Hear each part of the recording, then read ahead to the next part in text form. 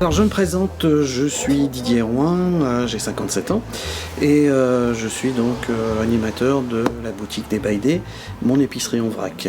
Donc le contexte est un petit peu particulier, on n'est pas sur un commerce classique, on est sur quelque chose d'un peu particulier puisque tous nos produits sont vendus sans emballage, avec le minimum d'emballage et sans quantité imposée.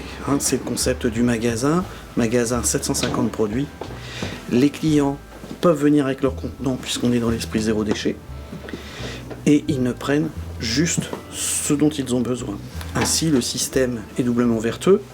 Un minimum d'emballage, pas de gâchis d'emballage, pas de déchets. 2, en ne prenant que la quantité dont on a besoin, on ne jette pas non plus la nourriture puisqu'on consomme uniquement les produits qu'on va acheter. Ce que l'on peut retrouver comme produit chez les Baïdés, c'est plus de 700 produits du quotidien. Au niveau alimentaire, tous les produits qui ne rentrent pas dans un réfrigérateur, on peut les trouver chez nous. Ça va aussi bien des pâtes que des chocolats de qualité. On va travailler un maximum avec des fournisseurs français à chaque fois que c'est possible. On va retrouver chez nous des produits issus de l'agriculture biologique, mais également des produits conventionnels. Pourquoi pas que du bio ? Parce que ce que l'on souhaite, c'est pouvoir mettre le vrac accessible à tout le monde. Beaucoup de gens n'osent pas rentrer dans ma boutique en pensant que ça va être très cher. On a des prix comparables à ce qu'on va pouvoir trouver dans les grandes surfaces, à qualité égale. Je précise, il faut toujours comparer à qualité égale.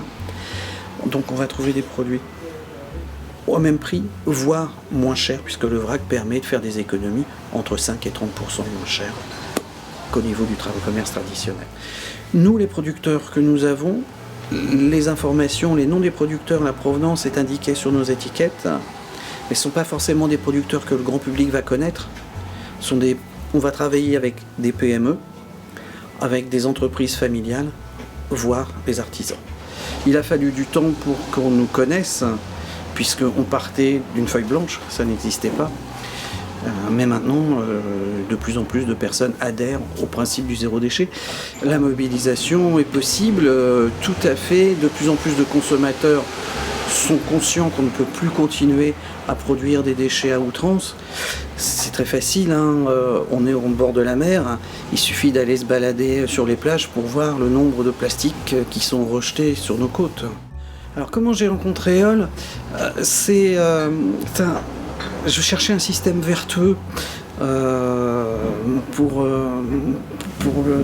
pour dépenser son argent, puisque avec Éole, on est sur une monnaie locale qui va occuper les bassins de Brest, Landerneau et Saint-Renaud.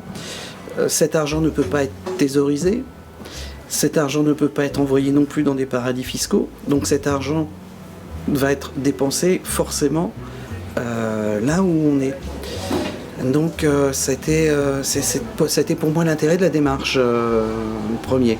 J'arrive à sensibiliser les gens pour payer en Éole, effectivement, quand je leur explique avec mes mots à moi ce que je vous ai dit tout à l'heure, une monnaie locale qui sert à faire vivre le bassin d'emploi et cet argent qui ne part pas dans des paradis fiscaux. Et ça me plaît beaucoup parce que quand je fais ça, je participe donc au fait d'augmenter le nombre de consommateurs Éole, de personnes qui ont pris conscience qu'on pouvait consommer différemment. Et c'est en ça que Éole se retrouve bien avec mon activité. Je rentre de plus en plus de monde grâce à l'Éole numérique. L'Éole numérique, a priori, semble être une bonne initiative puisque j'ai de plus en plus de personnes qui payent avec les Éoles numériques qui n'utilisaient pas forcément les Éoles précédemment. Consommer mieux, pour moi, c'est pas forcément se laisser attraper par les promotions qu'on voit fleurir un petit peu partout dans certains magasins. À quoi ça sert d'acheter 1 mètre linéaire de pâtes quand on est seul? On peut juste prendre la quantité dont on a besoin.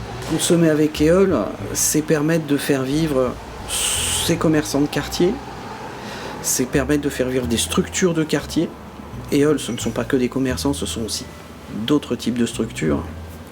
Donc, évidemment, tout le monde se désole de voir les centres-villes se dépeupler, les magasins fermés. C'est aussi à nous, consommateurs, de venir faire nos courses dans les commerces de quartier, de payer en éole, plutôt que d'aller en périphérie, faire vivre des énormes structures dont on ne sait pas ce que deviennent les fonds ensuite.